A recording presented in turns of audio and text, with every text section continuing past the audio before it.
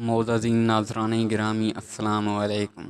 جب اللہ تعالیٰ کسی کی رسوائی چاہتا ہے تو اس کو پاک لوگوں پر لعن طعن کرنے کی طرف مائل کر دیتا ہے۔ اللہ تعالیٰ جب کسی فرد کی عیب پوش کرنا چاہتا ہے تو اسے معیوب لوگوں کی عیب پر بھی بات نہ کرنے کی توفیق بخش دیتا ہے۔ جدائی کا لمحہ بھی آج کے نزدیک 1 سال کے برابر ہے۔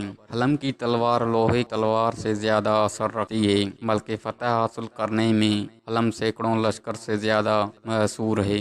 اگر ادامیت صرف انسانی صورت کا نام ہوتا تو حضور اکرم صلی اللہ علیہ وآلہ وسلم اور ابو جہل یکساں ہوتے، حالانکہ ایسا نہیں ہے۔ احمق کی دوستی اور اس کی محبت سے دین اور دنیا دونوں ہی کا خون ہوتا ہے۔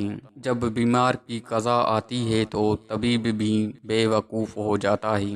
جو عشق صرف رنگ و روپ کی خاطر ہوتا ہے وہ دراصل عشق نہیں بلکہ فساق ہے، اور اس کا انجام شرمندگی اور رسوائی کے سوائے کچھ نہیں۔ قرب خداوند کا حصول بقا میں مضمور ہے، لیکن بقا سے پہلے ہونا ضروری ہے۔ اتنے ہی متقی ہو جاؤ مگر نفس سے کبھی بھی بے فکر نہ ہونا۔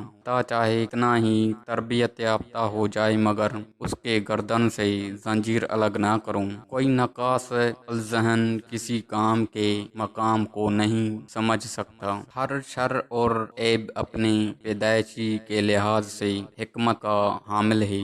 رات کو سو جانے کے بعد قیدی قید خانے کی تکلیف سے اور بادشاہ اپنی سلطنت اور دولت کے احساس سے بے خبر ہو جاتا ہے۔ اللہ والوں کی بات کون قلب عطا کرتی ہے اور اہل ظاہر کی بات دل میں انتشار اور بے اطمینانی پیدا کرتی ہے۔ اے لوگوں، بہت سے شیطان خصلت صفوں کی شکل میں موجود ہے، اس لیے بیعت میں ہرگز جلدی نہ کرو۔ جہاں بھی پانی دیکھو وہاں سبز ہوگا، اسی طرح جہاں آنسو ہوتے ہیں وہیں رحمت ہوتی ہے۔ جو عقل سالم رکھتا ہے وہ خلوت اختیار کرتا ہے، کیونکہ تنہائی میں قلب کی صفائی ہوتی ہے۔ جو شخص کسی گناہ کا طریقہ رائج کرتا ہے تو اس کی طرف ہم وقت لعنت آتی رہتی ہے۔ نیک لوگ چلے گئے اور ان کے اچھے اعمال باقی رہ گئے، اور کمینے لوگ بھی چلے گئے اور ان کے ظلم و لعنت باقی رہ گئی۔ مرغے کی دشمن اس کی آنکھ ہے جو دانے پر حرص ہے، اور اس کی نجات وہ عقل ہے جو جال کو دیکھ لے۔ عدل کیا ہے؟